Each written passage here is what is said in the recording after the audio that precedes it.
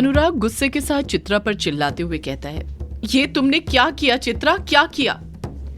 चित्रा अनुराग की बातों का कुछ जवाब नहीं देती है। दोनों हाथों से अपना सिर पकड़कर रोते रहती है। चित्रा पहली बार अपनी आंखों के सामने अनुराग को रोते हुए देख रही थी। मर्द अपनी जिंदगी में तब रोता है जब वो अपना सब कुछ हार चुका होता है, पूरी तरह बर्बाद हो चुका होता है या अंदर से टूट चुका होता है। और चित्रा की इस हरकत से अनुराग भी बुरी तरह टूट चुका था। चित्रा को देखकर अनुराग को इतना गुस्सा आ रहा था कि उसका मन कर रहा था कि वो उसी वक्त एक करारा तमाचा चित्रा को कसकर खींचकर मार दे। पर वो जानता था भले ही चित्रा ने जो भी किया हो, पर वो थी तो उसकी पत्नी ही ना, और वो अपनी पत्नी पर कभी हाथ नहीं उठा सकता था, हाथ उठाने की सोच भी नहीं सकता था। आखिर उससे वो प्यार जो करता था और जिससे हम प्यार करते हैं उस पर कभी हाथ नहीं उठा सकते हैं। अनुराग मुट्ठी भींचते हुए अपने गुस्से पर काबू करते हुए चित्रा से कहता है, तुमने ऐसा क्यों किया चित्रा, क्यों? चित्रा रोते रहती है, कुछ नहीं कहती है। अनुराग अपने दोनों हाथों से कागजों की राख को उठाता है और उसे देखकर रोने लग जाता है। अनुराग के हाथ जल चुके थे, जिस पर कागजों की राख चिपकने लग गई थी। अनुराग के जले हुए हाथ देखकर चित्रा तुरंत अनुराग के हाथ को अपने हाथ में लेती है और उसके हाथों को चूमते हुए रोते हुए कहती है, ये क्या हो गया अनुराग? ये तुम्हारे हाथों को क्या हो गया? चित्रा अनुराग के हाथ को चूमते रहती है। चित्रा को देखकर अनुराग फिर से गुस्से से भरने लग जाता है। उसको याद आने लग जाता है कि चित्रा ने उसके साथ क्या किया है। अनुराग चित्रा के हाथ से अपने हाथ दूर खींचते हुए कहता है, छोड़ो मुझे चित्रा, तुम्हें मुझे छूने का कोई हक नहीं है, वो हक तुम गंवा चुकी हो। चित्रा अपने किए की माफी मांगते हुए कहती है, मुझे माफ कर दो अनुराग, मुझे माफ कर दो। अनुराग ना में अपना सिर हिलाते हुए कहता है, मैं तुम्हें कभी माफ नहीं करूंगा चित्रा, कभी नहीं। अगले ही पल चित्रा को एहसास होता है कि उसने अनुराग की कई महीनों की मेहनत को एक झटके में बर्बाद कर दिया था। चित्रा को लगने लग जाता है जैसे उससे कोई बहुत बड़ी गलती हो गई हो। चित्रा अनुराग से माफी मांगते हुए रोते हुए कहती है, मुझसे गलती हो गई अनुराग, मुझे माफ कर दो। अनुराग पलट कर कहता है, तुमसे गलती नहीं हुई है चित्रा, बहुत बड़ी गलती हुई है। तुमने मेरी जिंदगी बर्बाद कर दी, मेरी अब तक की सारी मेहनत पर पानी फेर दिया तुमने ऐसा क्यों किया चित्रा, क्यों किया? चित्रा लंबी लंबी आहें भरते हुए रोते हुए ही कहती है, मुझे पता है अनुराग, मैंने बहुत बड़ी गलती की है, पर ऐसा करना जरूरी था, अगर मैं ऐसा नहीं करती तो। इतना कहकर चित्रा खुद चुप हो जाती है। अनुराग चित्रा पर दबाव बनाते हुए कहता है, तो क्या, चुप क्यों हो गई चित्रा, बोलो, मैं कुछ पूछ रहा हूँ तुमसे, तुमने ऐसा क्यों किया? मेरी मेहनत को आग के हवाले क्यों कर दिया? मेरी कहानी की स्क्रिप्ट क्यों जलाई?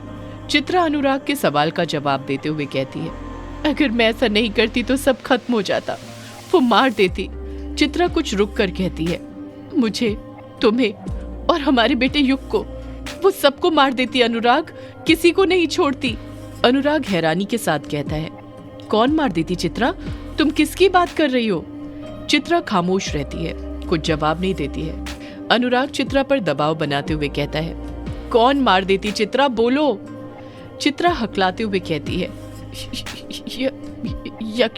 यक्षिणी।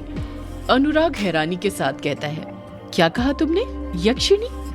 चित्रा हामी भरते हुए कहती है, हाँ अनुराग, यक्षिणी, वो मार देती सबको, किसी को भी नहीं छोड़ती, तुमको, मुझको, युग को, सबको मार देती। अनुराग को अभी भी चित्रा की बातों पर यकीन नहीं हो रहा था। अनुराग फिर चित्रा से कहता है, ये तुम क्या बोल रही हो चित्रा, तुम्हारा दिमाग तो ठिकाने पर है ना? चित्रा अपनी बात पर अडिग रहते हुए कहती है, मैं बिल्कुल ठीक बोल रही हूँ अनुराग, वो यक्षिणी मार देती सबको, वो बहुत बुरी है, बहुत बुरी है, तुम्हें नहीं पता उसने मेरे साथ क्या किया। अनुराग खामोश खड़ा रहता है। चित्रा एक लंबी आह भरते हुए कहती है, तुम्हें पता है अनुराग, तुम ना अपनी कहानी में जो भी लिख रहे थे वो यक्षिणी सब मेरे और युग के साथ कर रही थी। मैं मरते मरते बची हूँ अनुराग, मरते मरते। वो यक्षिणी मार देती मुझे, सिर्फ मुझे नहीं बल्कि युग को भी। अनुराग परेशान होते हुए कहता है, ये तुम क्या बोले जा रही हो चित्रा, ऐसा कैसे हो सकता है? यक्षिणी वैसा कैसे कर सकती है जैसा मैं लिख रहा हूँ? वो भला ऐसा क्यों करेगी? चित्रा अपनी बात ही लगाते हुए कहती है, मुझे पता था अनुराग, तुम कभी मेरी बातों पर यकीन नहीं करते, इसलिए मैंने तुमसे बिना पूछे वो सारी कहानी ही जला दी जिसमें यक्षिणी का अस्तित्व था। अब वो मुझे, तुम्हें, युग को कभी परेशान नहीं करेगी। वो काला साया बनकर मुझे डरा रही थी ना, मैंने उसका अस्तित्व ही खत्म कर दिया उस स्क्रिप्ट को जलाकर। चित्रा की ये बात सुनकर अनुराग को न जाने क्या हो जाता है।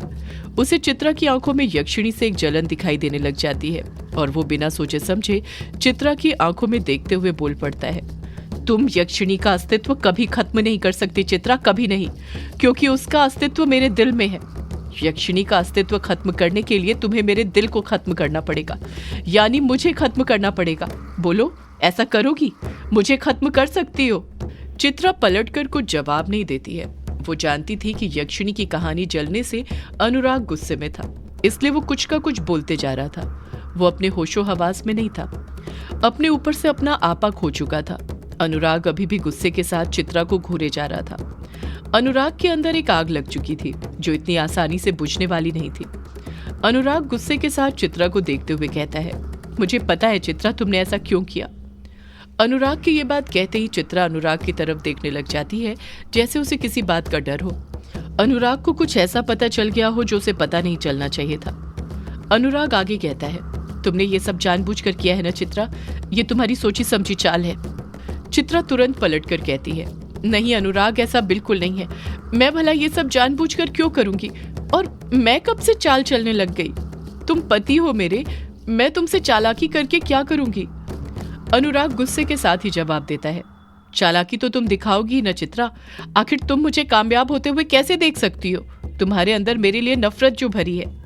चित्रा ना में अपना सिर हिलाते हुए कहती है, नहीं अनुराग, ऐसा बिल्कुल नहीं है, तुम मुझे गलत समझ रहे हो। अनुराग अपनी ही बात लगाते हुए कहता है, मैं तुम्हें बिल्कुल सही समझ रहा हूँ चित्रा, यही सच है। मुझे जब जब तुम्हारी सबसे ज्यादा जरूरत थी तुमने हमेशा अपने हाथ पीछे खींचे हैं। मैं जब भी कामयाबी के शिखर पर चढ़ने वाला था तुमने उस कामयाबी की नींव को पनपने ही नहीं दिया। इससे पहले जब मुझे मेरी चौथी किताब के लिए पैसों की जरूरत थी उस वक्त भी तुम्हारे पास पैसे होने के बावजूद तुमने मुझे पैसे नहीं दिए थे। चित्रा खामोश रहती है। वो खुद चाहती थी कि अनुराग जो इतने दिनों से खामोश था, अपना सारा गुस्सा जो अपने अंदर दबा कर रखा हुआ था, आज वो खुद सारा बाहर निकाल दे। अनुराग अपनी बात को आगे जारी रखते हुए कहता है, तुमने हमेशा मुझे नीचा दिखाने की कोशिश की, मुझे मेरे सपनों से दूर करने की कोशिश की। कोशिश क्या, मजबूर किया। हर वक्त कहानी लिखना छोड़ दो, कोई नौकरी कर लो की रट लगाती रही। मुझे मेरे सपनों से दूर करती रही। और आज जब मैं अपनी सालों की दिन रात मेहनत के बाद यहाँ तक पहुंचा तो तुमने मेरी स्क्रिप्ट में आग लगा दी ताकि मैं ये कहानी पूरी ना कर पाऊं, ये जानते हुए भी कि पब्लिशर ने मुझे इस किताब के लिए 50,000 रुपए एडवांस दिए थे। तुमसे मेरी ये खुशी देखी नहीं गई ना, देखी भी कैसे जाती।